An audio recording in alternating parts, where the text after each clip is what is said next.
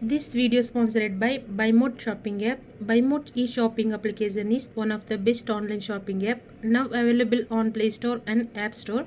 Click below link and install application. Thank you.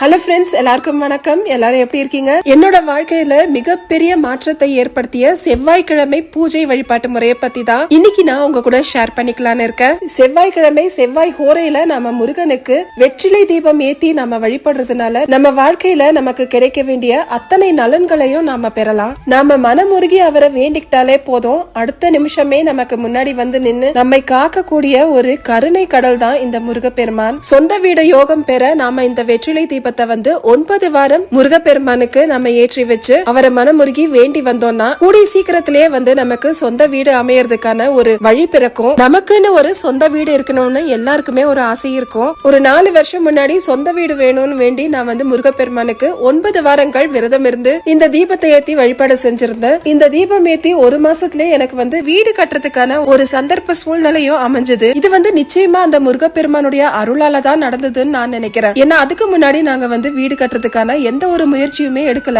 திடீர்னு எல்லாமே அமைஞ்சதுதான். சில பேர் வந்து அறியாமையில கேலியும் கிண்டலுமா இந்த மாதிரி விளக்கேத்துறதுனால வீடு மனை அமைஞ்சிடுமா அப்படின்னு கேட்பாங்க.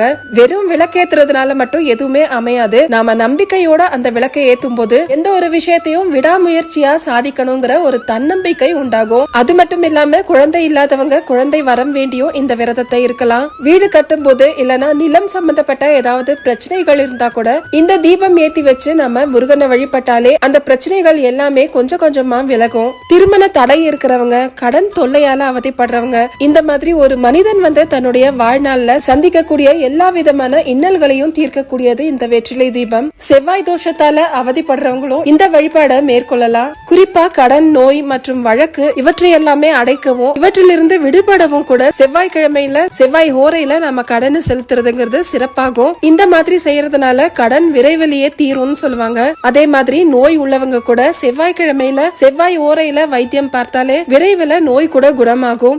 வழக்கு இருக்கிறவங்க கூட இதே போல செவ்வாய்க்கிழமையில செவ்வாய் ஓரையிலேயே அதுக்கான தீர்வு காண முயற்சிக்கிறதுனால ஜெயம் உண்டாகும். அதனால செவ்வாய்க்கிழமை முருக கடவுளுக்கு உகந்த ஒரு நாள். செவ்வாய் அன்னைக்கு செவ்வாய் ஓரையில முருகனை மனமுருகி வழிபடுறதும் ரொம்பவும் சிறப்பை தரும்.